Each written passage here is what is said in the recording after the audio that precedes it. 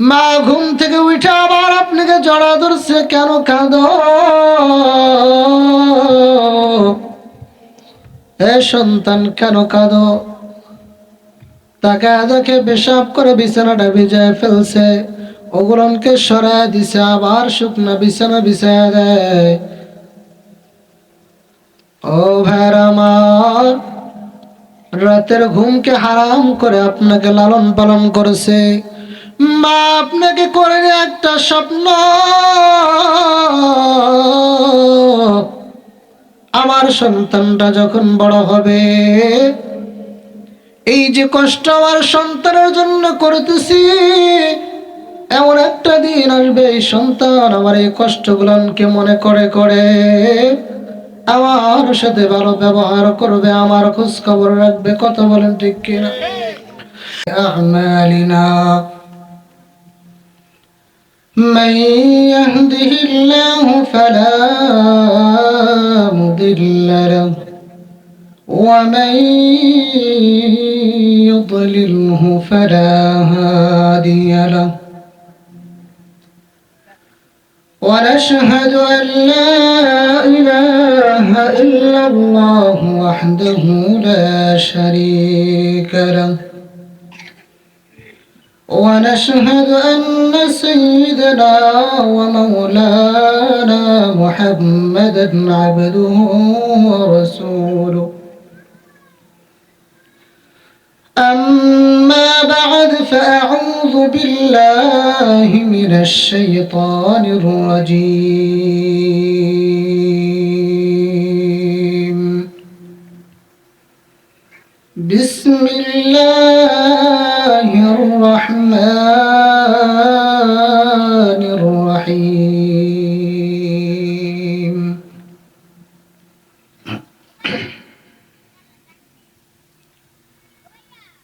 ألف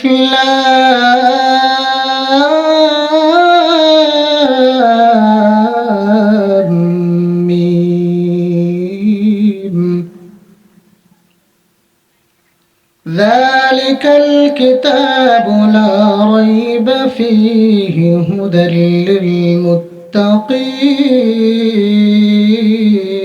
للمتقين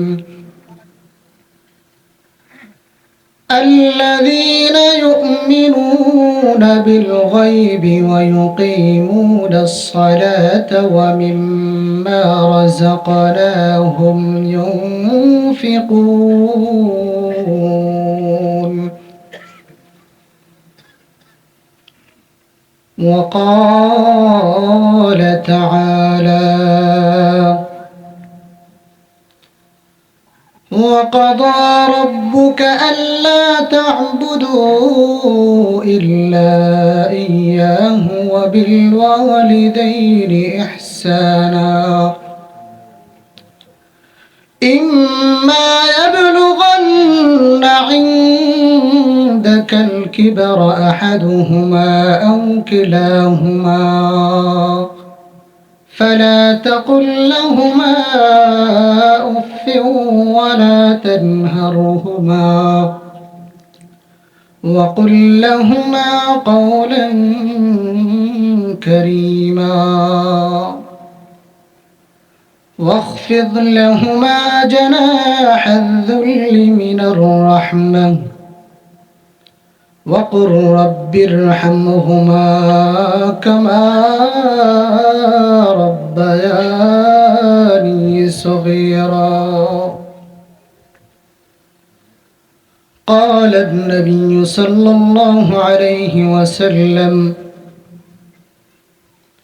البقرة سنام القرآن وذرته نزل مع كل آية منها 80 ملكا واستخرجت الله لا إله إلا هو الحي القيوم من تحت العرش فوصلت بها.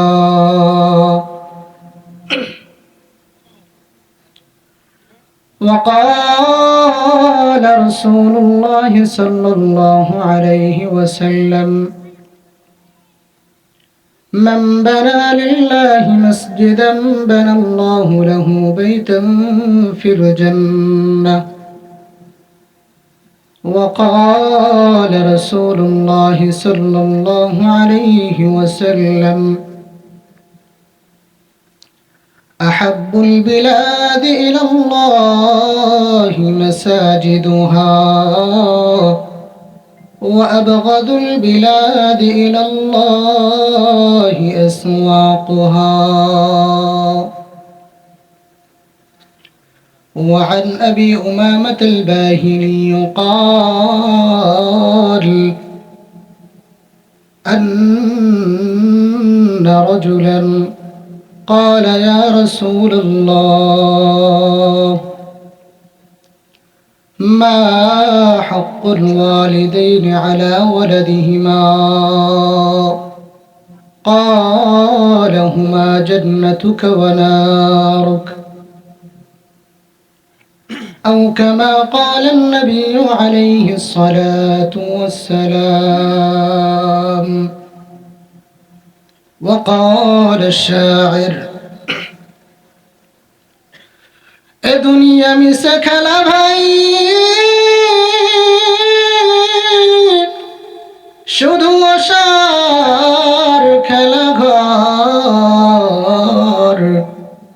চোখ বুঝিলে দেখবি রে মন, কে আপন কে বাপর। কোথা থেকে আগমন, কোথা যেতে হবে রে, কে আনিল কি কারণে জানা নেই ভবেতে। ওরে ভোলা মন তাদেনি মগন, মরণে স্মরণ কর, কলে বলে তোর ফুরিয়েছে আয়ু, এখনো না হলো ডর। নদীর পাড়ে ভাঙ্গে পাড়ে গড়ে, এই তো নদীর খেলা।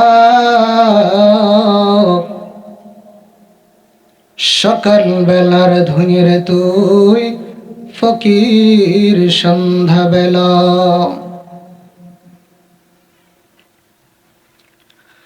নদী পথে নৌকা চালাও, ওহে মাঝি ভাই, বেলা ডুবার আগে আগে আমিও পার যেতে চাই।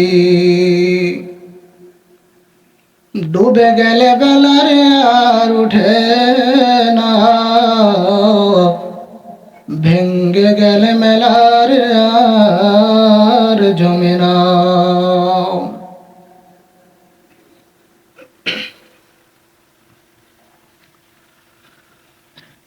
আলহামদুলিল্লাহ, জামিলা পূর্বপাড়া শেখবাড়ি জামি মসজিদ ও যুব সমাজের উদ্যোগে আয়োজিত আজকের এই দ্বীনি প্রতিষ্ঠান, দ্বীনি মজমা, জান্নাতের যে বাগান, এই বাগানের মধ্যে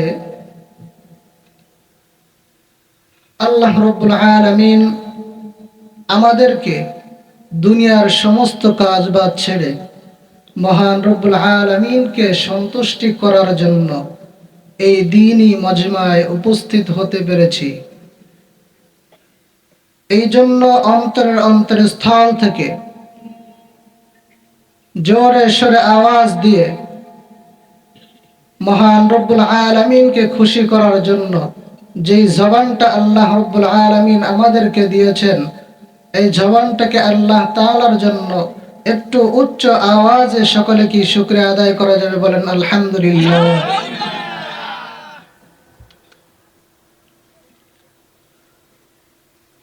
আজকের মাহফিলের সম্মানিত সভাপতি আমার সারে তাজ শ্রদ্ধেয় উস্তাদ হযরত মাওলানা রফিকুল ইসলাম সাহেব, আল্লাহ হুজুরের হায়াতের মধ্যে বরকত দান করুক, সকলে বলেন আমিন।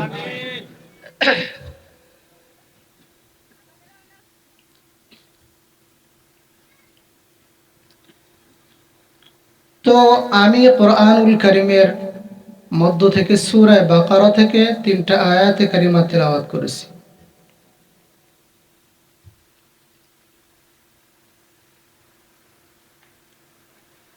এবং সূরা বনী ইসরাঈলের 2টা আয়াতে কারিমা তেলাওয়াত করেছি।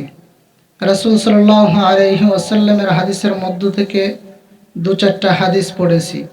আল্লাহ রাব্বুল আলামিন যদি তৌফিক দান করেন তাহলে এর থেকেই কিছু আলোচনা হবে ইনশাআল্লাহ।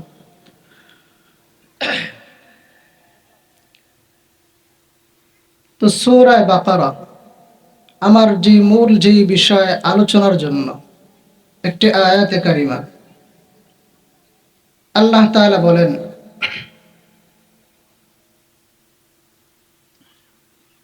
আলিফ লাম মিম।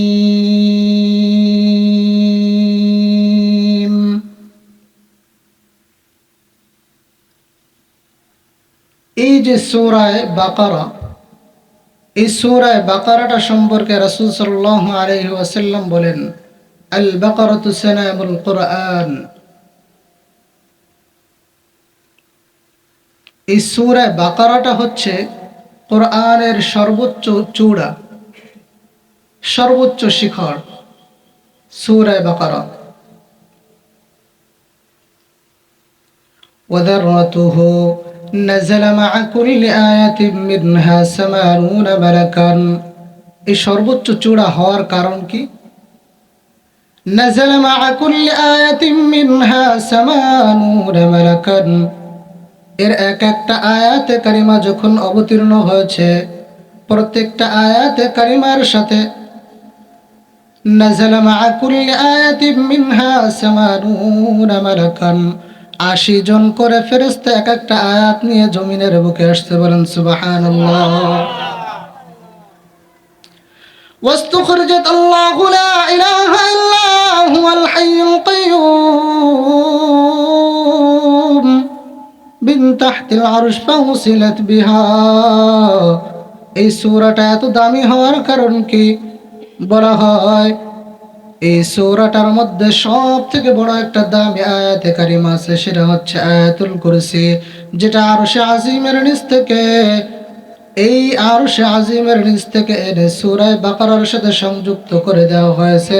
এই জন্য এই সূরাটার এত মর্যাদা। বলেন সুবহানাল্লাহ। আল্লাহ রাব্বুল আলামিন বলেন, আলিফ লাম মিম। এর অর্থ আল্লাহ তাআলাই ভালো জানেন। যালিকাল কিতাবু লা রাইবা ফীহি হুদাল লিল মুত্তাকিন। এটা এমন একটা কিতাব যার মধ্যে কোনো সন্দেহ নেই, কোনো ভুল নাই। এটা মুত্তাকিদের জন্য হেদায়েত। এর পরবর্তী আয়াতে আল্লাহ তাআলা বলেন, الذين يؤمنون بالغيب ويقيمون الصلاة ومما رزقناهم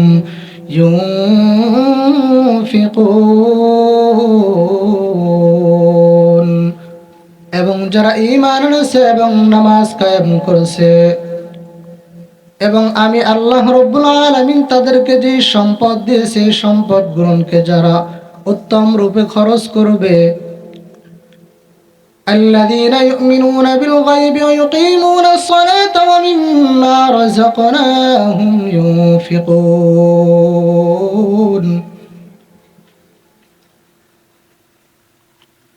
আমি আল্লাহ রাব্বুল আলামিন তাদেরকে যেই নিয়ামত দিয়েছি, সম্পদ, এই সম্পদটাকে উত্তম রূপে ব্যবহার করবে, অর্থাৎ ভালো জায়গায় ব্যবহার করবে।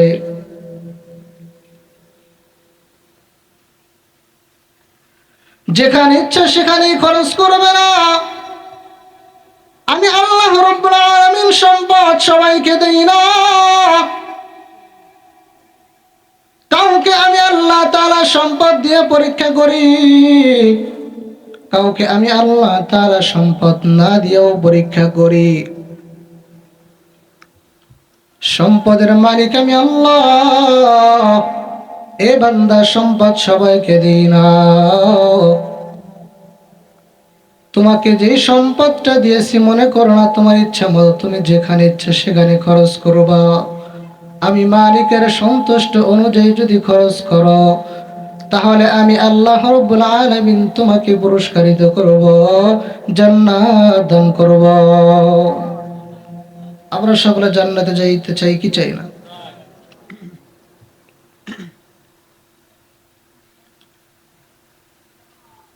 তো যদি জান্নাতে যাইতে চাই তাহলে আমাদের সম্পদটা আমরা খরচ করব কোন রাস্তায় বলেন? উত্তম রাস্তায়, যেই রাস্তায় খরচ করলে আল্লাহ রাব্বুল আলামিন কি হন? সন্তুষ্টি হন। মাহফিলের শেষে তো তাবারক আছে নাকি বলেন? তাবারক না খেয়েও কেউ যাবেন না ইনশাআল্লাহ, ঠিক আছে? কি বলেন? তাবারক না খেয়ে কেউ যাবেন না।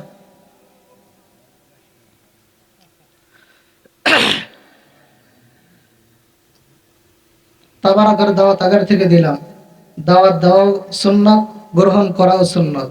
গ্রহণ করেছেন তো সবাই ইনশাআল্লাহ? আলোচনা বেশি হবে না, অল্প কিছুক্ষণ আলোচনা করব, অল্প কিছু কথা বলেই শেষ করবো ইনশাআল্লাহ। এরপরে তাবারক হবে। এই জন্য যারা এদিকে সেদিকে ঘোরাফেরা করতেছেন অতি দ্রুত চলে আসেন।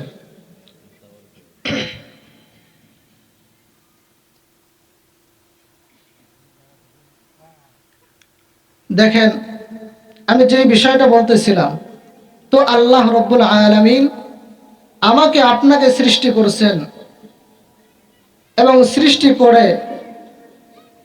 সৃষ্টি করছেন যেই তরিকায়, যেই পদ্ধতিতে।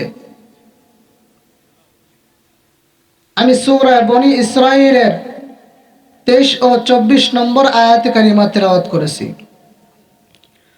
وقضى ربك ألا تعبدوا إلا إياه وبالوالدين إحسانا إما يبلغن عندك الكبر أحدهما أو كلاهما فلا تقل لهما أف ولا تنهرهما وقل لهما قولا كريما واخفض لهما جناح الذل من الرحمة وقل رب ارحمهما كما ربياني صغيرا। আল্লাহ রাব্বুল আলামিন তিনি নির্দেশ দিয়েছেন, আদেশ দিয়েছেন, তিনি বলেন وقضى ربك ألا تعبدوا إلا إياه وبالوالدين إحسانا। আমি আল্লাহ রাব্বুল আলামিন তোমাদেরকে নির্দেশ দিলাম, আদেশ দিতেছি, وقضى ربك ألا تعبدوا إلا إياه وبالوالدين إحسانا।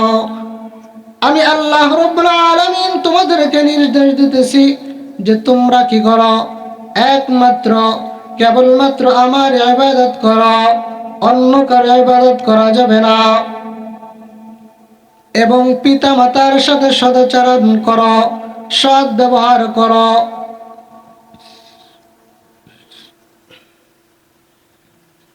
কেন সৎ ব্যবহার কেন করতে হবে? সৎ ব্যবহারটা কেন করবেন? ও ভাইরা আমার, রাসূল সাল্লাল্লাহু আলাইহি ওয়াসাল্লামের কাছে একজন আসলেন সাহাবী, আয়েশা বলতেছে, ইয়া রাসূলুল্লাহ মা হাক্কুল ওয়ালিদাইন আলা ওয়ালাদিহিমা।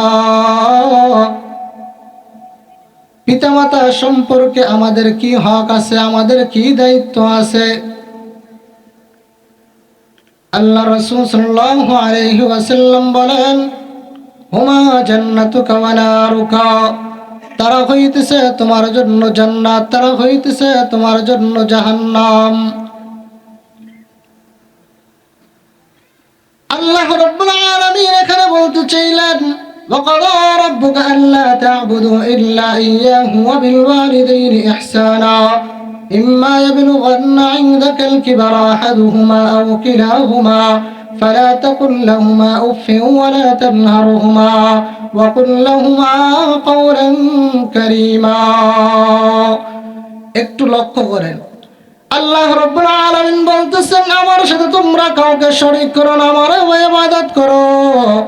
এরপরে বললেন, পিতামাতার সাথে সদাচরণ করো। কেন করবেন মুসলমান ভাইরা আমার? তাকে দেখেন মা আপনার জন্য কতটা কষ্ট করছে। ভাইরা আমার, যখন আপনি দুনিয়াতে আসার পূর্বে আপনার মায়ের গর্ভে যখন আসলেন, একটু নজর করে তাকায় দেখেন, একটু খেয়াল করে বন্ধুরা আমার, একটু শোনেন। আপনি যখন আপনার মায়ের গর্ভের ভিতরে আসলেন, মার খানাপিনা তখন বন্ধ হয়ে যায়, মা ঠিক মতো খাইতেও পারে না। গর্ভে যখন আসলেন, মার খানাপিনা তখন বন্ধ হয়ে গেছে, মা ভালো মন্দ কিছু খাইতে পারে না। কতটা কষ্ট করে সন্তান আপনাকে পেটে ধারণ করেছিল বন্ধুরা আমার। কেমন মা, একটু তাকায় দেখেন। কেন আল্লাহ তাআলা নির্দেশ দিয়েছেন যে তোমরা পিতামাতার সাথে সদাচরণ করো। মা যখন আপনাকে গর্ভে ধারণ করেছে, তখন মার খানা পিনা বন্ধ হয়ে যায়। কোনো কিছু খাইতে গেলেই সেগুলো বমি করে ফেলা দেয়। কত রাত্র জাগরণ করেছে, রাত্রেবেলা ঘুমাইতে পর্যন্ত পারে নাই। রাত্রিবেলা ঘুমাবে, ঘুমাইতে পারে না, আপনার কারণে সজাগ থেকেছে।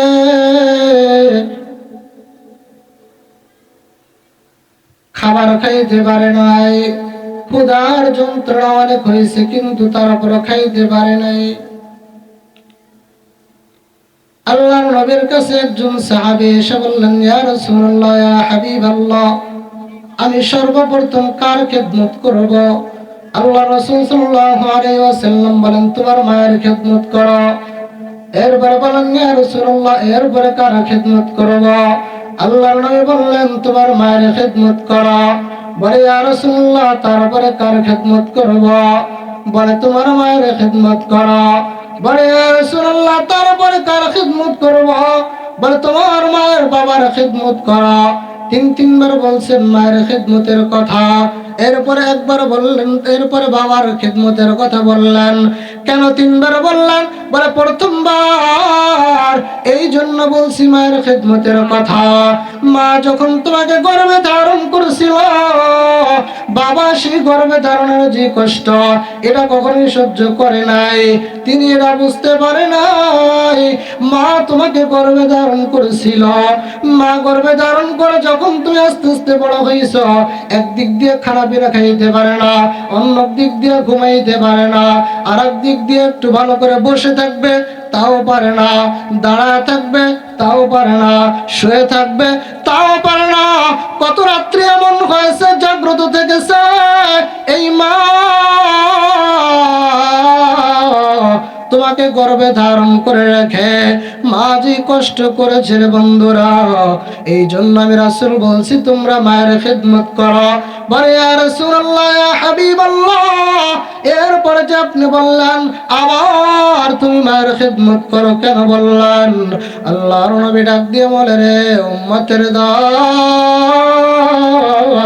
তুমি যখন দুনিয়াতে আসবা, তুমি যখন দুনিয়াতে ভূমিষ্ঠ হইবা, আমার পেটের মধ্যে এতটা ব্যথা উঠছে। মার কথা ডাক দিয়ে বলেন, পয়গম্বর দেখো, তোমার মা এতটা ব্যথা অনুভব করতেছে, এতটা ব্যথা, যদি কোনো তিনজন মানুষের মধ্যে ওই ব্যথাটা বন্টন করে দেওয়া হয়, ভাগ করে দেওয়া হয়, এই তিনটা মানুষ বিদায় হয়ে যাবে চিরতরে। বন্ধুরা আবার এতটা কষ্ট সহ্য করে মা তোমার মতো সন্তানকে দুনিয়াতে ভূমিষ্ঠ করেছে।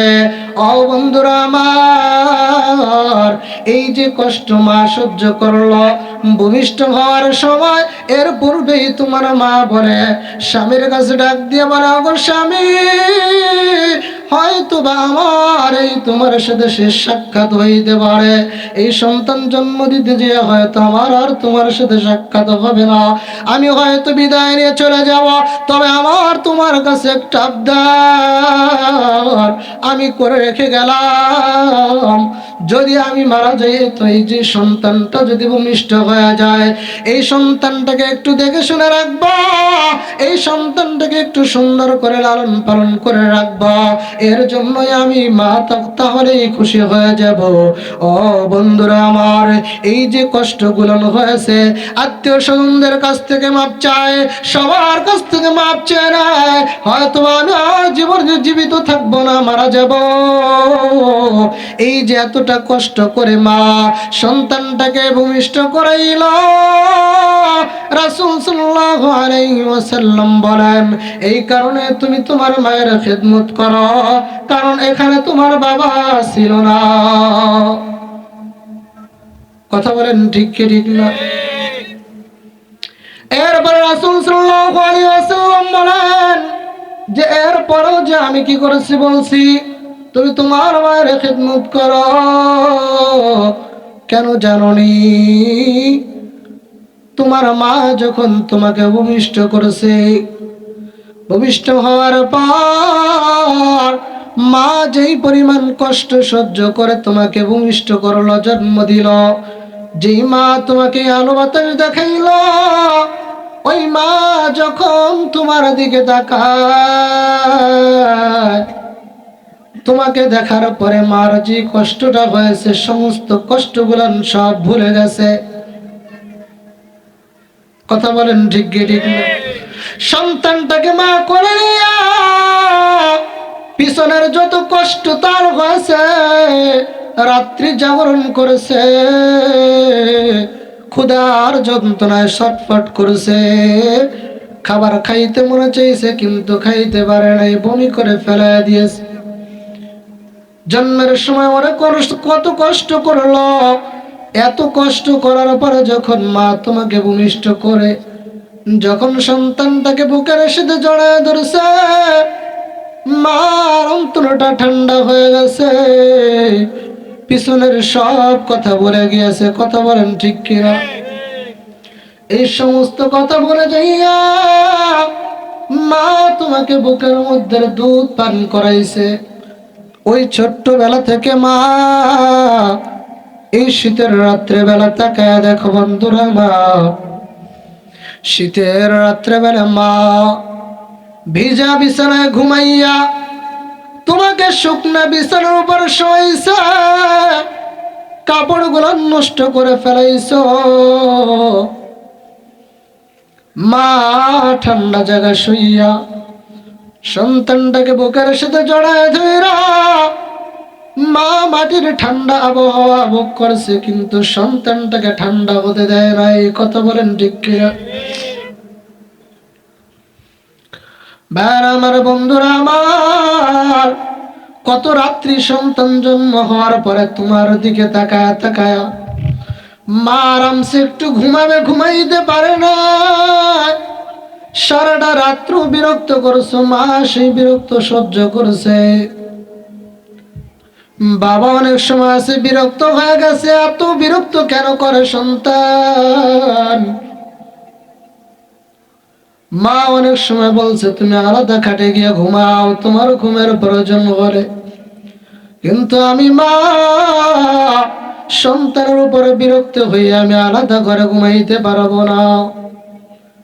মা আপনাকে কাছে কাছে রেখেছে, কখন আপনি একটু ঘুমাইছেন, মার একটু চক্ষুটা বন্ধ হয়েছে, হালকা সামান্য একটা ঘুমের চিমটি আসছে, আবার আপনি কান্না করে দিচ্ছেন, মা ঘুম থেকে উঠে গেছে। কথা বলে, মা ঘুম থেকে উঠে আবার আপনাকে জড়া ধরছে, কেন কাঁদো? এ সন্তান কেন কাঁদো? তাকে দেখে পেশাব করে বিছানাটা ভিজায় ফেলছে, ওগুলোকে সরায় দিছে, আবার শুকনা বিছানা বিছায় দেয়। ও ভাইরা আমার, রাতের ঘুমকে হারাম করে আপনাকে লালন পালন করেছে। মা আপনাকে করে একটা স্বপ্ন, আমার সন্তানটা যখন বড় হবে, এই যে কষ্ট আমার সন্তানের জন্য করতেছি, এমন একটা দিন আসবে এই সন্তান আমার এই কষ্টগুলোকে মনে করে করে আমার সাথে ভালো ব্যবহার করবে, আমার খোঁজ খবর রাখবে। কথা বলেন ঠিক কিনা? মা আপনাকে কোলে নিয়ে শুধুমাত্র একটাই স্বপ্ন, আমার এই সন্তানটাকে এমন করে বানাবো, আমার সন্তানটা হবে এলাকার মধ্যে একটা মডেল, আমার সন্তানটা হবে এলাকার মধ্যে সর্বশ্রেষ্ঠ একটা সন্তান। তার আমল আখলাক আমি এত সুন্দর করে গড়ে তুলবো, যাতে করে মানুষ আর একজন দেখে দেখে তারা কি করতে পারে, গর্ব করতে পারে। দেখো অমুকের সন্তান কত সুন্দর, তার আমল আখলাকটা কত সুন্দর, তার আদব কত সুন্দর। মা আপনাকে কোলে নিয়ে নিয়ে এই স্বপ্নগুলো দেখত, মা আপনাকে নিয়ে কোলে নিয়ে স্বপ্ন দেখত, আমার এই সন্তান বড় হবে, বড় হইয়া আমাকে সুন্দর শাড়িগুলান পরাবে।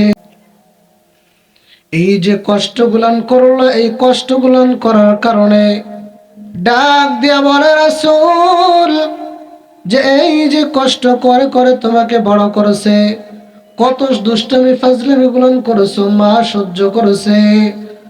এই সহ্য করে করে মা তাকায় দেখো ও মুসলমান, ঈদ কোরবানির সময় যখন হয়েছে, তোমাকে মা সুন্দর পোশাকটা পরাইছে, বাবা সুন্দর পোশাকটা পরাই দিয়েছে। বাবার পরনের মধ্যে ঈদের দিনেও ছেঁড়া লুঙ্গি, ছেঁড়া জামাটা পরে মা বাবা কাপড় ছেঁড়া কাপড় পইরা তোমাকে সুন্দর পোশাকটা পরাই দিয়েছে। কথা বলেন ঠিক কিনা? বাবা যখন তুমি যখন দুনিয়াতে আসছো, বাবার সব শখ আল্লাহ যা ছিল সব শেষ করে দিয়েছে। এখন আর বাবা নতুন একটা পোশাক পরিধান করে না, বাবা নতুন পোশাক পরা ছেড়ে দিয়ে বাবা তোমার জন্য নতুন পোশাক কিনে দেয়। তুমি যখন বায়না করো বাবা আমার জামার প্রয়োজন, তুমি তো জানো না বাবা কতটা কষ্ট করে ঘাম মাথার ঘাম পায়ে ফেরাইয়া তোমার উপার্জনের, তোমার একটু শান্তির জন্য, তোমার একটু সুখের জন্য, সন্তানের মুখে হাসি ফুটানোর জন্য বাবা মাথার ঘাম পায়ে ফেলাইয়া পরিশ্রম করে করে ওই বাবা পয়সা ইনকাম করে করে তোমার জন্য নতুন পোশাক কিনে দেয়। যখন তার কাছে টাকা পয়সা না থাকে তখন অনেক সময় আছে তুমি বায়না করছো তোমার মুখে হাসি ফোটানোর জন্য, টাকা ধার করে তোমার পোশাক কিনে দেয়। ওই ঈদের দিনটা যখন মা বাবা টাকা নতুন পোশাকটা তোমাকে যখন পরায়, নতুন পোশাকটা তোমাকে যখন পরাইছে, নিজের পোশাকের দিকে কোনো খেয়াল নাই, তোমার দিকে তাকাও, তোমার দিকে তাকায় বড় খুশি হয়ে গেছে, তোমার হাসির দিকে তাকাইয়া মা বাবা বড় খুশি হয়ে গেছে, নিজের পোশাকের দিকে কোনো খেয়াল করে নাই রে বাবা। এই জন্য পয়গম্বর বলেন, এই জন্য তোমার মায়ের খেদমত তুমি করবা। তৃতীয়বারও বলছে মায়ের খেদমতের কথা, চতুর্থবার বলে বাবার খেদমতের কথা। বলে বাবা তোমার জন্য টাকা পয়সা ইনকাম করে, তোমাকে লেখাপড়া শিখাইছে, তোমার সুখ শান্তির জন্য বাবা টাকা পয়সা ইনকাম করে করে দিয়েছে, যাতে করে তুমি একটু সুখে শান্তিতে থাকতে পারো। ও মুসলমান ভাইরা আমার, মা এমন একটা জিনিস, মা এমন একটা জিনিস, সন্তানের সুখের জন্য মা সব কিছু করতে পারে। কথা বলেন ঠিক কিনা? আজ যারা মা বাবা হারাইছেন, দুনিয়ার থেকে বিদায় নিয়ে চলে গেছে, ও মুসলমান ইমানদার, আজ একটু তাকায়া দেখেন, যখন আপনি ঘরের মধ্যে ফিরেন আপনার সন্তান আপনাকে মা বলে ডাক দেয়, বাবা বলে যখন আপনাকে ডাক দেয়, আপনার মনের ভেতরে একটা কষ্ট, হায় রে আমার মা যদি থাকতো তাহলে আমিও আমার মাকে মা বলে ডাকতে পারতাম, আমিও আমার বাবাকে বাবা বলে ডাকতে পারতাম। কিন্তু আজ আমার মা নাই, আমার বাবা নাই, দুনিয়ার থেকে বিদায় নিয়ে চলে গেছে। কথা বলেন ঠিক কি ঠিক না? যাদের মা বাবা বেঁচে আছে, মা বাবার দিকে একটু খেয়াল করো, নজর করো। আল্লাহর নবীর সাহাবী আলকামা রাদিয়াল্লাহু তাআলা আনহু, তার মায়ের দিকে একটু তাকায় দেখেন, মা সন্তানের সামান্য কষ্ট সহ্য করতে পারে না। আলকামা রাদিয়াল্লাহু তাআলা আনহুর স্ত্রী রাসূল সাল্লাল্লাহু আলাইহি ওয়াসাল্লামের কাছে খবর পাঠাইলেন। আয়েশা বললেন, ইয়া রাসূলুল্লাহ, আপনার সাহাবী আলকামা তিনি আজ মৃত্যুর শয্যায় সজ্জিত, তিনি মৃত্যুর সময় একেবারে ঘনিষ্ঠ হয়ে গেছে। আপনাকে সংবাদটা পৌঁছানো প্রয়োজন ছিল, আমি সংবাদটা দিয়ে দিলাম। পয়গম্বর হযরত বিলাল রাদিয়াল্লাহু তাআলা আনহু, হযরত আম্মার আর একজন সাহাবী, তিনজনকে পাঠিয়ে দিলেন, যাও তার কাছে যাও, গিয়ে তাকে কালিমায়ে শাহাদাতের তালকিন দাও। তারা গেলেন, যে তাকে কালিমায়ে শাহাদাত পড়ানোর জন্য চেষ্টা করতেছে, কিন্তু কালিমায়ে শাহাদাত পড়াইতে পারে না। খবর পাঠাইল, ইয়া রাসূলুল্লাহ, আপনার সাহাবী আলকামা সে তো কালিমা শাহাদাত পড়ে না, সে তো পড়তে পারে না। বলে কেন কেন কেন? বলে, ইয়া রাসূলুল্লাহ, ইয়া হাবিবাল্লাহ, তাকে আমরা চেষ্টা করতেছি কালিমা শাহাদাত পড়াইতে, কিন্তু সে পড়তে পারে না। ডাক দিয়ে বলে, তার মা বাবা কেউ আছে নাকি? বলে, হ্যাঁ আছে। বলে, কে আছে? বলে, তার মা এখনো জীবিত আছে। বলে, তার মাকে খবর দাও। মাকে খবর দেওয়া হইল। এ বন্ধুরা, আমার একটু তাকায় দেখেন, মায়ের অন্তরের মধ্যে কতটা মায়া, মায়ার অন্তরের মধ্যে কতটা মায়া আল্লাহ দিয়েছেন। ওই মাকে খবর বাড়ানোর পরে ডাক দিয়ে বলে, ও আলকামার মা, কি ব্যাপার, তোমার সন্তানের উপরে তোমার কোনো কষ্ট আছে নাকি? বলে, হ্যাঁ, আমার সন্তানের উপরে একটু কষ্ট আছে। বলে, তিনি তো নামাজ পড়তো, রোজা রাখতো, হজ করতো, যাকাত দিত, সমস্ত ভালো আমল করতো, কিন্তু একটা সমস্যা ছিল, সেটা হচ্ছে কি, আমি মায়ের সাথে একটু অসৎ ব্যবহার করেছে, অর্থাৎ আমার চাইতে তার স্ত্রীর কথাটা বেশি শুনতো। এমন সন্তান আছে না নাই?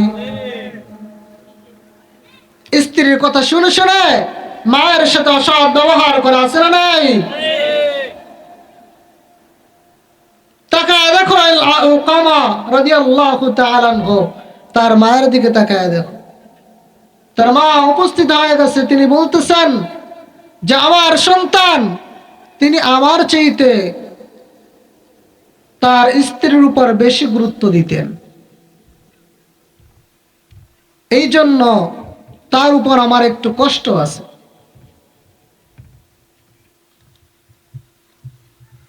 তো আল্লাহ রাসূল সাল্লাল্লাহু আলাইহি ওয়াসাল্লাম বললেন, যাও আমার সাহাবারা, তোমরা লাকড়ি জোগাড় করো, লাকড়ি কাষ্ঠ জোগাড় করো। কাষ্ঠ জোগাড় করা হইল। আলকামা রাদিয়াল্লাহু তাআলা আলকামা রাদিয়াল্লাহু তাআলা আনহু বলেন, তার আম্মা বলতেছে, ইয়া রাসূলুল্লাহ, এই লাকড়ি যে কাষ্ঠ জোগাড় করছেন, এগুলো দিয়ে কি করবেন?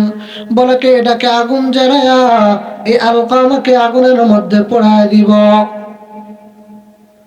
কেন কেন ইয়া রাসূলুল্লাহ, আমার সামনে কি আপনি আমার সন্তানকে আগুনের মধ্যে পোড়াবেন? বলে, হ্যাঁ। বলে, কেন? আমার সামনে আমার সন্তানটাকে আগুনের মধ্যে পোড়াইতে পারবেন না? কেন কেন? বলে, এটা আমি সহ্য করতে পারবো না, এটার নাম হইল মা। আল্লাহর নবী ডাক দিয়ে বলেন, ও আলকামার মা,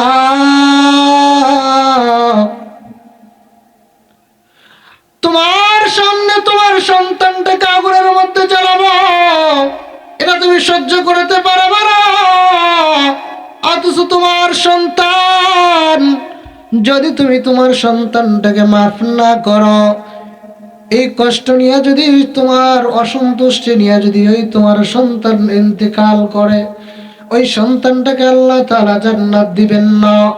বলে কেন? বলে মায়ের পায়ের নিচে সন্তানের বেহেশত।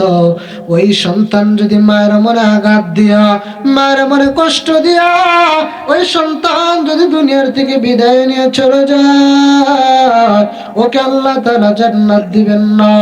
জান্নাত যদি পাইতে চাও, মায়ের কাছে একটু ক্ষমা চেয়ে নিও, মায়ের সাথে সদ্ব্যবহার করিও। ও মুসলমান ভাইরা আমার, আলকামার মা ডাক দিয়া বলে, ইয়া রাসূলুল্লাহ, ইয়া হাবিবাল্লাহ, আমার সন্তানকে আপনি দুনিয়ার আগুনের মধ্যে জ্বালাবেন, এটা আমি দেখতে পারবো না। নবী ডাক দিয়া কয়, এটা তো সাধারণ একটু আগুন, দুনিয়ার আগুন এর চেয়ে তো জাহান্নামের আগুন আরো বেশি ভয়াবহ। ও মা, তুমি কি পারবা তোমার সন্তানটাকে জাহান্নামের আগুনের মধ্যে জ্বলতে দেখতে পারবা? তোমার সন্তান ওই জাহান্নামের আগুন সহ্য করতে পারবে না। আমি আলকামাকে এই জন্য দুনিয়ার আগুন দিয়ে তাকে পোড়ায় দিব। ডাক দিয়া বলে, মা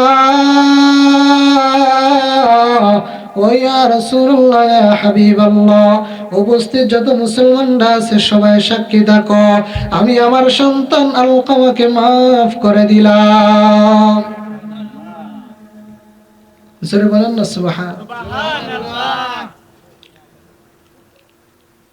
মায়ের সাথে হাজার অপরাধ যদিও করেন, হাজার অন্যায় করার পরে যদি যাইয়া বলেন মা, দুইটা পাও জড়ায় ধরে যদি বলেন মা গো, কষ্ট কম দেই নাই, বহুত কষ্ট দিয়েছি গো মা, ছোট্টবেলা অনেক দুষ্টমি ফাজলামি অনেক কষ্ট আমার জন্য সহ্য করেছেন। এই সমস্ত কথা আমার আর স্মরণ ছিল না, কারণ বয়স হয়ে গেছে। এখন আমি বুঝি বলে সব কিছু আমি বুঝি, এই জন্য অনেক সময় আপনার সাথে বেশি পরিমাণ বেয়াদবি করে ফেলেছি, আপনাকে অনেক কষ্ট দিয়ে ফেলাইছি। মা বাবার কাছে ক্ষমা চাইলে সন্তান কখনোই ছোট হয় না। কথা বলেন ঠিক কিনা? হাজারো কষ্ট দিয়ে যদি মার কাছে পাও দুটো জড়া ধরে বলেন না, অন্যায় করেছি, অপরাধ করে ফেলেছি, আমাকে ক্ষমা করে দেন, তাকে দেখবে মা দুইটা চোখের পানি ছেড়ে দিয়ে কাঁদবে আর বলবে, রে বাবা,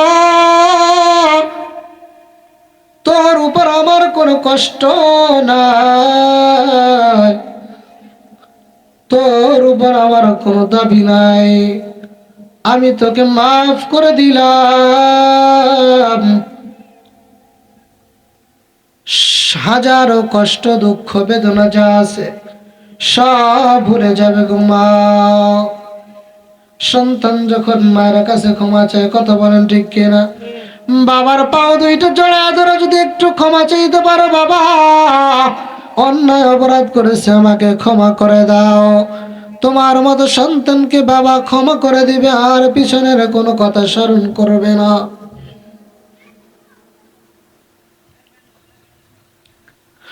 কেন জানো নাকি? একটা মুরগির বাচ্চা, একটা মুরগির দিকে তাকায় দেখো, বাচ্চাগুলো নিয়ে যখন মা ঘোরাফেরা করে, ওই বাচ্চার উপরে যখন কোনো চিলে ছো মারে, মা নিজের জীবনের কোনো মায়া করে না, নিজের জীবনের কোনো ভয় তার ভিতরে থাকে না। এগুলো বলার সাথে সাথে যখন ছিলে ধাও মারে, সাথে সাথে মা দৌড়ে যায়, লাফায় পড়ে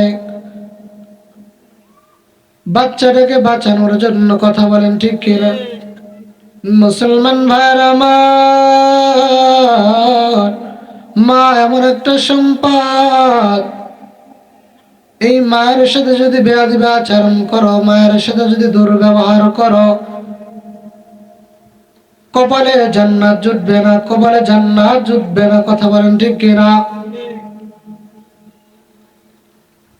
জান্নাত যদি পাইতে হয়, মা বাবার সাথে সৎ ব্যবহার করা লাগবে কি লাগবে না? এরকম বহুত ইতিহাসের মধ্যে তাকাইলে দেখবেন একটা লঞ্চ অনেক কয়েক বছর আগে একটা লঞ্চ ডুবে গিয়েছিল। সন্তানের বাবা তিনি বর্ণনা করতেছেন যে লঞ্চটা যখন ডুবে যায়, সন্তান আমার কাছে ছিল ছোট্ট বাচ্চা, দুধের বাচ্চা আমার কাছে ছিল। আমি যতক্ষণ পারছি সাঁতরা সাঁতরা আমার সন্তানটাকে ধরে রাখছি। হঠাৎ তাকা দেখি যে এখন আর আমি আর রাখতে পারি না। তার মা আমার পাশে ছিল, আমার স্ত্রী। আমি বললাম, ওগো আমার স্ত্রী, আমি আর সন্তানটাকে রাখতে পারতেছি না, সন্তানটাকে তুমি ধরো। জানি না আমি বাঁচবো কিনা জানি না, তোমার কাছে দিয়ে দিলাম, তুমি আমার সন্তানটাকে ধরে রাখো। মা সন্তানটাকে নিয়ে বুকের মধ্যে জড়ায় ধরছে। মা কতক্ষণ পর্যন্ত হাবুডাবু খাইয়া এরপরে সন্তানটাকে বুকের সাথে জড়ায় ধরে মা ডুবে গিয়েছে। জেলেরা মাছ ধরতে যখন আসছে, মাছ ধরতে যাইয়া যখন জেলেরা জাল খেপ দিছে, জালের মধ্যে উঠছে, টাকা দেখে সন্তানটা মায়ের সাথে জড়ায় ধরা। এদিকে মা দুইটা হাত জড়ায় ধইরা সন্তানটাকে সেভাবে ধরে রাখছে। মা নিজের জীবনটা বাঁচানোর চেষ্টা করে নাই, সন্তানটাকে ধরে রাখছে, বুকের সাথে জড়ায় ধরে রাখছে। ওই অবস্থায় জেলেরা পাইছে।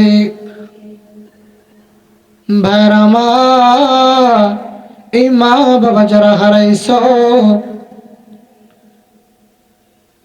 চোখের পানি ছেড়ে একটু কান্দিয়ে কান্দিয়ে বইল। আল্লাহ তাআলা বলেন, তিনি দোয়া শিখিয়ে দিয়েছেন, এই মা বাবার জন্য একটু দোয়া করো। কি দোয়া করবা? রব্বির হামহুমা কামা রব্বায়ানি সগীরা, রব্বির হামহুমা কামা রব্বায়ানি সগীরা। আল্লাহ তাআলা বলেন, রে বান্দা, এত কষ্ট সহ্য করে করে তোমাকে বড় বানাইছে। এই মা বাবা যাদের চলে গেছে অথবা যারা জীবিত আছে তাদের খেদমত তো করবাই করবা। যারা দুনিয়া থেকে চলে গেছে তাদের জন্য একটু দোয়া করো যে মালিক, ছোট করে আমাকে যেমন তারা লালন পালন করেছে, আমাকে যেভাবে তারা লালন পালন করেছিল, আপনিও তাদেরকে ওইভাবে সুন্দর করে একটু লালন পালন করেন। কথা বলেন ঠিক কিনা? এই জন্য বেশি বেশি করে একটু তাদের জন্য দোয়া করা। মায়ের জন্য মায়া লাগে কি লাগে না? কথা বলেন। সন্তান এমন হয়েছে যা আজ বিবাহ সাথে করার পরে এখন আর মায়ের কোনো খোঁজ খবর রাখে না। মাকে আলাদা একটা ঘর করে দিয়েছে, সেখানে মা থাকে। অথবা অনেক মাকে এসে বৃদ্ধাশ্রমে পাঠায় দেয়। তোর মতো কুলাঙ্গার সন্তান এই জমিনে আর দ্বিতীয়টা নাই। কথা বলেন। যার কারণে আজ তুই আলো বাতাস দেখলি, যে মায়ের কারণে আজ তুই সুখে শান্তিতে বসবাস করছ, ওই মায়ের কারণে তুই কি করছ? আজ দুনিয়াতে ঘোরাফেরা করতে পারতেছ। এই মায়ের বরদোয়া নিয়ে যদি চলো, তোর মতো লাঞ্ছনা আর অপমানিত এই জগতে আর কেউ হবে না।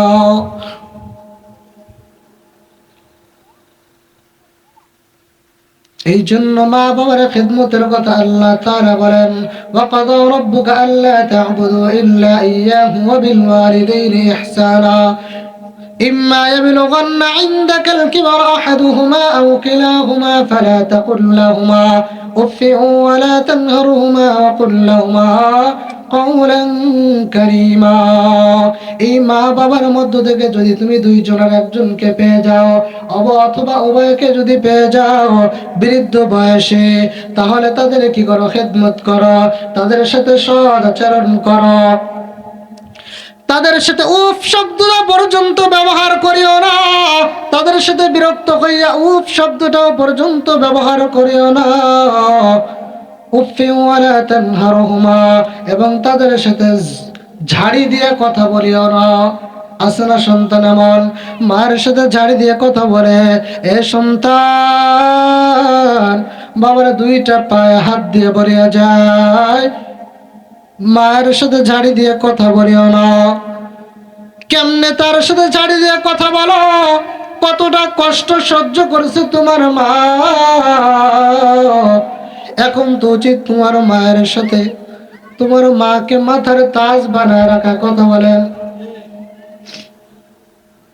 কারণ তার কারণে তুমি দুনিয়াতে আজ সুন্দর আলো বাতাস দেখতেছ, তার কারণে আজ তুমি দিন পাইলা, তার কারণেই তো আজ তুমি ধর্ম, সঠিক ধর্মটা তুমি পাইলা, বুঝতে পারলা। তোমার মা তোমাকে সঠিক ধর্মটা শিখায় ছোট্ট কালেই। বন্ধুরা আমার, এই জন্য দুইটা পায়ে হাত ধরে বলে, যাদের মা এখনো বেঁচে আছে, যাদের মা দুনিয়া থেকে চলে গেছে, কবরের পাশে যায় একটু কান দিয়েন, দুইটা চোখের পানি ছেড়ে দিয়ে বলেন, রব, আজ যখন ঘরের মধ্যে ঢুকি তখন আমার সন্তান আমাকে মা বলে ডাক দেয়, আমার সন্তান আমাকে বাবা বলে ডাক দেয়, কিন্তু আমি আমার মা যে খাটের মধ্যে ঘুমাইতো সেই খাটখানা পড়ে আছে, কিন্তু মা নাই। বাবা যে চেয়ারখানার উপরে বসতো সেই চেয়ারখানা এখনো পড়ে আছে, কিন্তু বাবা সেই চেয়ারের উপরে না। বাবা দুনিয়ার থেকে চির বিদায় নিয়ে চলে গেছে। এ সন্তান, যাদের মা বাবা হারায় গেছে, যাদের মা বাবা চলে গেছে, ভাইরা আমার, তাদেরকে বলবো, আল্লাহ তাআলা বলেন, মান বানা লিল্লাহি মসজিদান বানাল্লাহু লাহু বাইতান ফিল জান্নাহ। যে ব্যক্তি দুনিয়ার মধ্যে মসজিদ ঘর বানাবে, যে ব্যক্তি দুনিয়ার মধ্যে মসজিদ ঘর বানাবে আল্লাহ তাআলার সন্তুষ্টির জন্য, যে দুনিয়ার মধ্যে একটা ঘর বানাবে, আল্লাহ তাআলা আখিরাতে তার জন্য একটা ঘর নির্মাণ করবেন। সুবহানাল্লাহ, জোরে বলবেন না?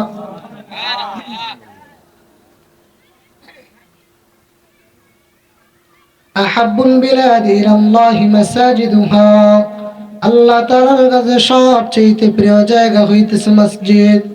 ওয়া আবগাদুল বিলাদি ইলাল্লাহি আসওয়াকুহা, এবং সবচেয়ে নিকৃষ্টতম জায়গা হচ্ছে বাজার। মান বানা লিল্লাহি মসজিদান বানাল্লাহু লাহু বাইতান ফিল জান্নাহ। যে দুনিয়ার মধ্যে একটা মসজিদ ঘর বানাবে, আল্লাহ তাআলা জান্নাতের মধ্যে তার জন্য একটা ঘর নির্মাণ করবেন। বাদশা হারুনুর রশিদ নাম শুনছেন কি শোনেন নাই? বাদশা হারুনুর রশিদ একটা মসজিদ ঘর বানাবে, এলাকার মধ্যে খবর দিয়ে দিছে, এলাকার মধ্যে খবর দিয়ে দাও, বাদশা হারুনুর রশিদ একটা ঘর নির্মাণ করবে, আল্লাহর ঘর, একটা মসজিদ নির্মাণ করবে। এই মসজিদটা তিনি একাই নির্মাণ করবে, কারো কাছ থেকে কোনো দান সদকা কিছু নেওয়া হবে না, তিনি একাই একটা মসজিদ নির্মাণ করবে। এলাকার মধ্যে খবর হয়ে গেছে, এবার মসজিদের কাজ শুরু হয়ে গেছে। মসজিদের নির্মাণ কাজ শুরু হয়ে গেছে। মসজিদের নির্মাণ কাজ শুরু হওয়ার পরে সমস্ত কাজকর্মগুলো আস্তে আস্তে করে করে সব শেষ করে ফেলেছে। মসজিদের রং করা সব কিছু সুন্দর মতো করে যখন সাজানো গোছানো হয়ে গেছে, এবার বাদশা হারুনুর রশিদ একদিন রাত্রেবেলা ঘুমাইছে, মসজিদে মুসল্লির নামাজ কালাম পড়া শুরু করে দিয়েছে। একদিন রাত্রেবেলা বাদশা হারুনুর রশিদ ঘুমাইছেন, ঘুমের মধ্যে স্বপ্ন দেখতেছেন, দুইজন ফেরেশতা এসে তাকে বলতেছে, ও বাদশা হারুনুর রশিদ, তুমি যে দুনিয়ার মধ্যে জান্নাত এই একটা মসজিদ ঘর বানাইছো, এর বিনিময়ে আল্লাহ তাআলা তোমাকে জান্নাতের মধ্যে একটা ঘর নির্মাণ করেছেন, দেখবারে আসো। জোরে বলেন না সুবহানাল্লাহ। তুমি দুনিয়ার মধ্যে যে একটা মসজিদ ঘর বানাইছো, আল্লাহ রাব্বুল আলামিন তোমার জন্য জান্নাতের মধ্যে একটা ঘর নির্মাণ করেছে। যদি দেখতে চাও চলো আমাদের সাথে, তোমাদেরকে ওই জান্নাত ঘরটা দেখায় নিয়ে আসি। বাচ্চা হারুনুর রশিদ চলে গেলেন তাদের সাথে। চলো ভাই গো, আমার জান্নাতটা আমি একটু দেখে আসি। এবং আমার বাচ্চা হারুনুর রশিদ তাকায় দেখতেছে বিশাল বিশাল সুন্দর প্রায় সেমসেম দুইটা জান্নাত। এবার একটা জান্নাতের মধ্যে তিনি ঢুকলেন, ঢুকে সে তার ভিতরে সুন্দর নাজ নিয়ামত গুলো দেখলেন। বলে, তুমি যে জান্নাতটা, তুমি যে মসজিদটা বানাইছো, তার বিনিময়ে আল্লাহ তাআলা তোমাকে জান্নাতটা দান করেছে। এবার সুন্দর মতো দেখা এবার বের হয়ে চিন্তা করতেছে পাশেরটাও তো আমার জান্নাত।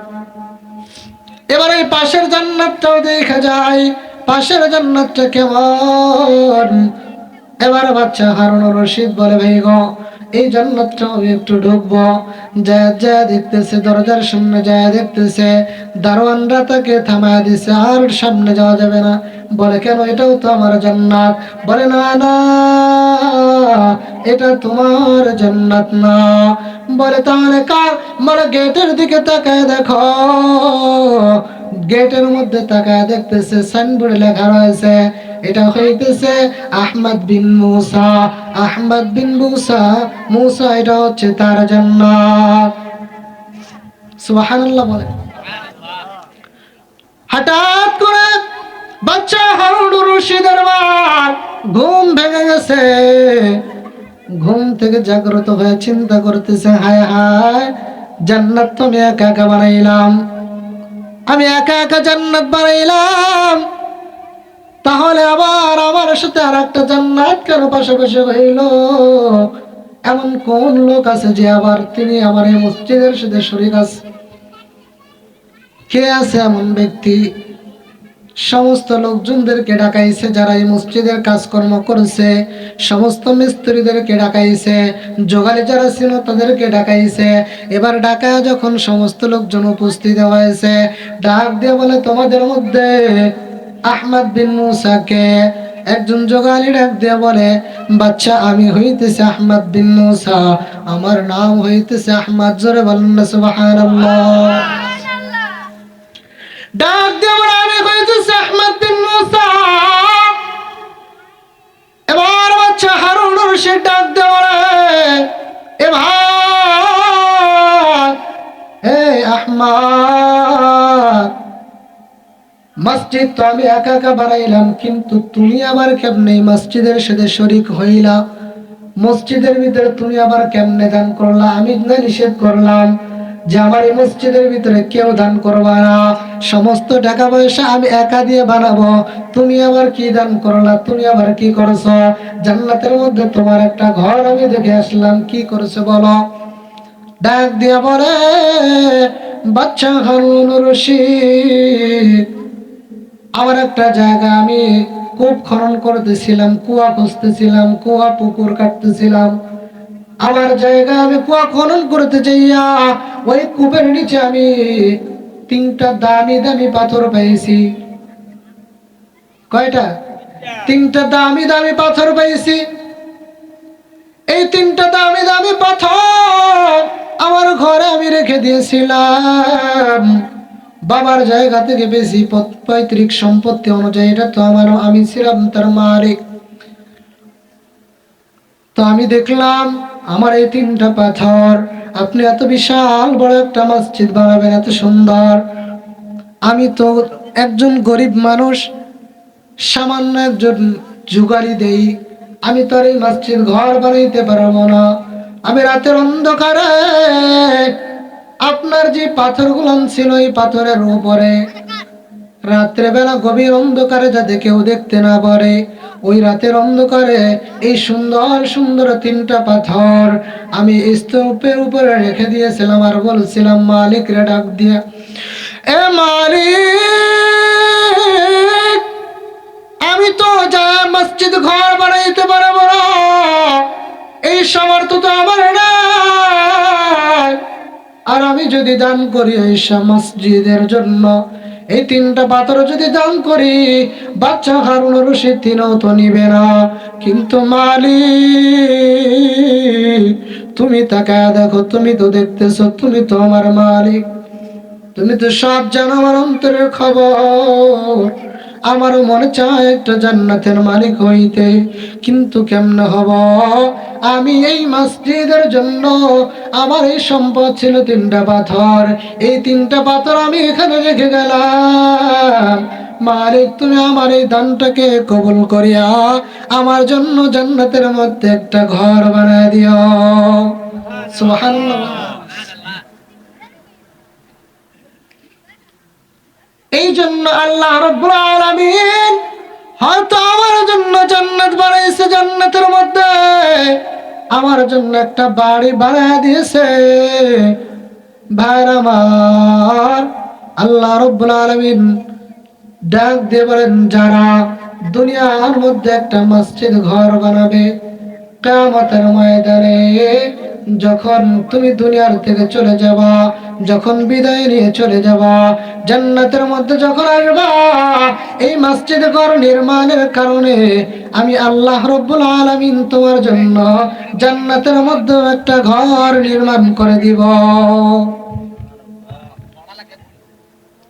जन्नत में मकान अपनी बनाते हैं नमाजी, जन्नत में मकान अपनी बनाते हैं नमाजी, मस्जिद में बड़े शौक से जाते हैं नमाजी, मस्जिद में बड़े शौक से जाते हैं नमाजी, खुद भी खुश होते हैं महबूब भी राजी, सजदे के लिए सिर झुकाते हैं नमाजी, सजदे के लिए सिर झुकाते हैं नमाजी, कहता है ये दरवाज़ा बदारोग़ जन्नत, कहता है ये दरवाज़ा बदारोग़ जन्नत, हट जाओ के फिरदौस में आते हैं नमाजी, हट जाओ के फिरदौस में आते हैं नमाजी, हूरन हलिया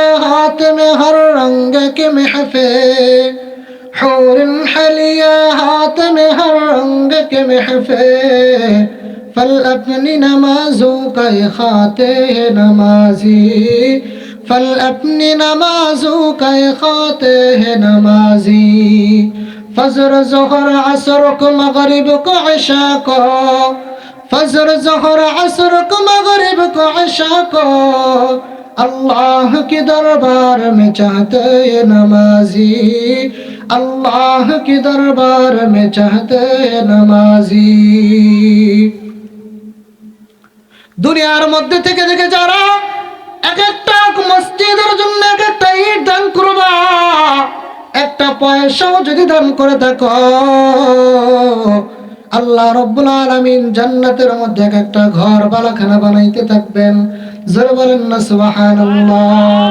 এ দুনিয়া মিছে খেলা ভাই, শুধু আশার খেলা ঘর, চোখ বুঝিলে দেখবি রে মন, কে আপন কে বাপর। কথা বলেন, কোথা থেকে আগমন, কোথা যেতে হবে রে, কে এলো কে কারণে জানা নাই ভবেতে, ওরে ভোলা মন তাদেরই মগন, মরণ স্মরণ কর, কলে বলে তোর ফুরিয়েছে আয়ু, এখনো না হলো ডর। ও ভাইর আমার, হেলায় খেলায় কাটিল বেলা, সন্ধ্যা হলে ডুবে বেলা, ক্ষান্ত হবে হরারি মেলা। ও ভাইর আমার, এই জন্য শুরুতে আমি একটা আয়াতে কারিমা পড়লাম, আল্লাযীনা ইউমিনুনা বিল গায়বি ওয়া ইয়াকিমুনাস সালাতা ওয়া মিম্মা রাযাকনাহুম ইউনফিকুন। দান করার মধ্যে যে কতটা ফজিলত আল্লাহ তাআলা দিয়েছেন, রাসূল সাল্লাল্লাহু আলাইহি ওয়াসাল্লাম দস্তরখানা বিছিয়ে দিলেন, কে পারো কে কত পারবা দান করে দেখো মুক্ত হস্তে। আল্লাহ তাআলা তোমার জন্য জান্নাতের মধ্যে বাড়ি বানাইতেই থাকবে, বানাইতেই থাকবে। আল্লাহ তাআলা সম্পদ আপনাকে দিয়েছে, এ মুসলমান ইমানদার, আল্লাহ তাআলা সম্পদ দিয়েছেন আপনার কাছে বড় নিয়ামত। এই সম্পদটাকে যদি যদি উত্তম রূপে ব্যবহার করতে না পারেন, আপনার সন্তানটা যদি মসজিদ মাদ্রাসায় যদি দিনের রাস্তায় খরচ না হয়, তাহলে কোন জায়গায় আপনি খরচ করতেছেন? দিনের রাস্তায় খরচ করবেন, জান্নাতের মধ্যে বাড়ি বানা বালাখানা হবে। কে কে চাইতেছেন জান্নাতের মধ্যে আমার একটা বালাখানা হোক? কথা বলেন। সবাই কি চাই কি চাই না? দুইটা হাত দেখা দেন। মালিক আমিও চাই জান্নাতের মধ্যে আমার জন্য একটা বালাখানা হোক। ও ভাইয়ের আমার, দুইটা হাতে পায়ে ধরে বলতেছি, আল্লাহ রব্বুল আলামিন আপনাকে সম্পদ দিয়েছে, এই সম্পদটা আপনার কাছে চিরকাল থাকবে না। আজ আছে কাল আপনার কাছে থাকবে না। আজ যদি আপনি মৃত্যুবরণ করেন, একটু চিন্তা করে দেখেন, মালাকুল মউত যদি আপনার সামনে হাজির হয়ে যায়, আপনার সমস্ত সম্পদগুলো আপনার সন্তান মালিক হয়ে যাবে, আপনার ওয়ারিসরা মালিক হয়ে যাবে। এই সম্পদ আপনি যদি দিনের রাস্তায় খরচ করতে না পারেন, তাহলে এই সম্পদগুলো আপনার সন্তানরা যদি পায়, ওই সন্তান যদি আপনার পিছনে কয় টাকাই বা খরচ করবে বলেন? যা করার আপনার নিজেরই করতে হবে। কথা বলেন ঠিক কিনা? যা করার আপনার নিজেরই করতে হবে।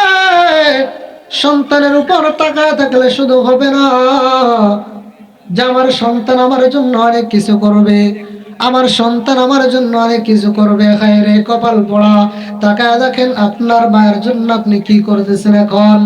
মা কতদিন আগে দুনিয়ার থেকে চলে গেছে, হয়তো 4 বছর 5 বছর হয়ে গেছে। ওই শুরুর দিক দিয়ে 2-1 বার হয়তো মায়ের কবরের কাছে গেছেন, বাবার কবরের পাশে গেছেন। আজ 2-4 বছর হয়ে গেছে, এমনও আছে লোক বৃদ্ধ হয়ে গেছে। একটু জিজ্ঞাসা করলে, যদি জিজ্ঞাসা করি যে মার কবরের কাছে কতদিন যান না, বাবার কবরের সামনে কতদিন যান না, অনেকটা আছে এমন দেখা যাবে 5 বছর 10 বছর হয়ে গেছে। এত বছর হয়ে গেছে মা বাবার কবরের পাশে পর্যন্ত যায় না। ও সন্তান, অথচ আল্লাহ তাআলা ডাক দিয়া বলেন, রে বান্দা, মা বাবার কবরের পাশে যায় যদি যখন তুমি দোয়া করবা, মা বাবাকে তো আল্লাহ তাআলা ক্ষমা তো করবেনই করবেন, সাথে সাথে তোমাকে আল্লাহ তাআলা ক্ষমা করবেন। এই জন্য বন্ধুরা, আমার যেটা বলার উদ্দেশ্য সেটা হচ্ছে আপনার মা বাবার জন্য একটু দোয়া করবেন। তাই পর্যন্ত পারেন না, এই জন্য আপনার সম্পদ থেকে আপনি দিনের রাস্তায় দান করে যান। যদি দান করেন আখিরাতে পাওয়া যায়। কথা বলেন ঠিক কি ঠিক না? ও ভাই আমার, কে পারবা যে ব্যক্তি বলবা যে হুজুর আমিও চাই জান্নাতের মধ্যে একটা বালাখানা বানাইতে। ও ভাই আমার, কত টাকা পয়সা ডাক্তারের পিছনে খরচ হয়ে যায়, অসুখ বিসুখের পিছনে খরচ হয়ে যায়, ভাই আমার জায়গা জমির জন্য খরচ হয়ে যায়। একটা জিনিস একটু মনে রাখেন, আল্লাহ রাসূল সাল্লাল্লাহু আলাইহি ওয়াসাল্লাম বলেন হাদিসের মধ্যে, যখন তুমি কোনো কিছু দান করবা, এই দানের বিনিময়ে আল্লাহ তাআলা তোমাকে বড় বড় বিপদ থেকে হেফাজত করবে। সুবহানাল্লাহ বলেন না? 5 টাকা দান করবা, আমি তোমাকে 1000 টাকা কমসে কম তোমার ক্ষতি হইতো, সেই ক্ষতি থেকে আমি আল্লাহ তাআলা হেফাজত করব। 5000 টাকার ক্ষতি হইতো, সেই 5000 টাকার ক্ষতি আমি আল্লাহ তাআলা তোমাকে দূর করে দেব 5 টাকা দান করার কারণে। সুবহানাল্লাহ বলবেন? যে বিষয়টা বলতে চাইলাম ভাইরা আমার, এখানে অনেক মুরব্বী বাবারা আছেন, মা বাবার জন্য যদি পারেন কিছু করে যান। মা বাবা দুনিয়ার থেকে চলে গেছে, আপনার জন্য এতটা কষ্ট ক্লাস করে চলে গেল। যেগুলো কথাগুলো আমি বললাম, যে আজ মা বাবা দুনিয়া যারা হারাইছে, মা বাবার জন্য কষ্ট আছে, ওই মায়ের জন্য কে পারবেন যে হুজুর আমি জান্নাতের মধ্যে মার জন্য একটা জান্নাত বানাইতে চাই, বাবার জন্য একটা জান্নাত বানাইতে চাই। ওই মা বাবা কবরে ওই আপনার জন্য কি করবে? দোয়া করবে আর বলবে, মালিক আমার সন্তান আমার জন্য জান্নাত বানাইলো, আপনিও তার জন্য একটা জান্নাতের মালিক বানায়া দিয়েন। মা বাবার দোয়া কখনোই আল্লাহ তাআলা ফেরত দেয় না। ও বাবারা, কে পারবেন মায়ের জন্য এই জান্নাত বানাইতে? এক একটা মসজিদের জন্য যদি আপনি দান করেন, মায়ের জন্য আল্লাহ তাআলা জান্নাত বানায় দিবে। কে পারবেন? কোন বুড়া বাবা আছেন যে হুজুর আমি আমার মায়ের জন্য 15,000 টাকা দিতে পারবো। আমি আমার মার জন্য অথবা বাবার জন্য মাত্র 15,000 টাকা দিব। এই মসজিদ নির্মাণের জন্য আমার মা বাবার নামে আপনি দোয়া করে দিব। আমি আল্লাহর কাছে দোয়া করব, আল্লাহ আল্লাহ যেন আপনার মা বাবার জন্য কি করেন, জান্নাতের মধ্যে একটা ঘর নির্মাণ করবি আজমাইন। ربنا آتنا في الدنيا حسنة وفي الآخرة حسنة وقنا عذاب النار رب ارحمهما كما ربياني صغيرا وقل رب ارحمهما كما ربيانا صغيرا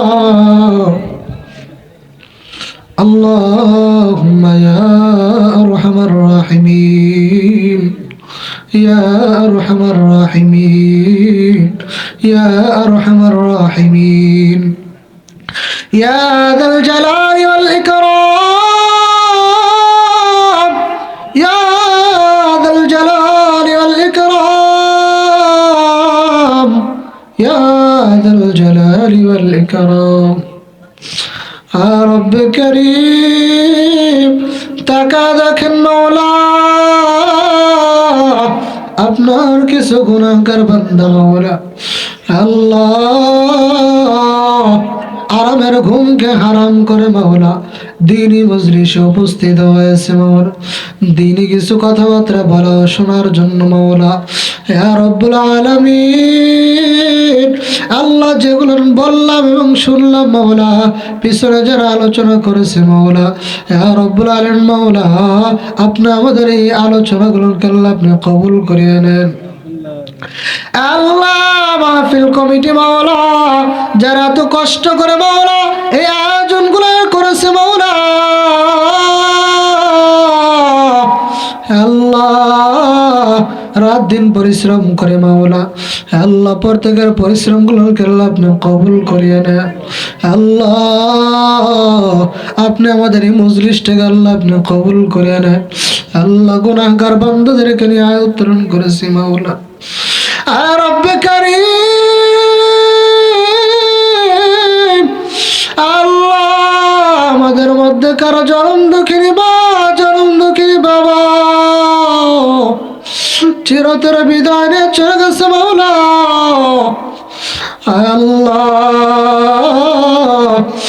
মা যে খাটের উপরে সহিত সেই খাটখানা পড়ে আছে, বাবা যে খাটের উপরে বসতো সেই চেয়ারখানা এখনো পড়ে আছে, কিন্তু মা দুনিয়াতে নেই, বাবা দুনিয়াতে নেই। মা বলে কাকে ডাকবে না, বাবা বলে ডাকবে না, এই দুনিয়ার থেকে চলে গেছে, এমন বিদায় নিয়ে চলে গেছে আর কোনোদিন আসবে না। আয় রব্বে কারীম মা বাবার কবরের পাশ দিয়ে সন্তান চলে যা, ডাক দিলে শোনে না, চোখ আছে কিন্তু দেখে না, কান আছে কিন্তু শোনে না রে বাবা। আয় রব্বে কারীম যাদের জনম দুঃখিনী মা জনম দুঃখিনী বাবা চিরতরে বিদায় নিয়ে চলে গেছে, আয় রব্বে কারীম আপনি দোয়া শিখিয়ে দিয়েছেন রব্বি রহমহুমা কামা রব্বায়ানি সগীরা। আল্লাহ আপনি তাদেরকে মাফ করে দেন।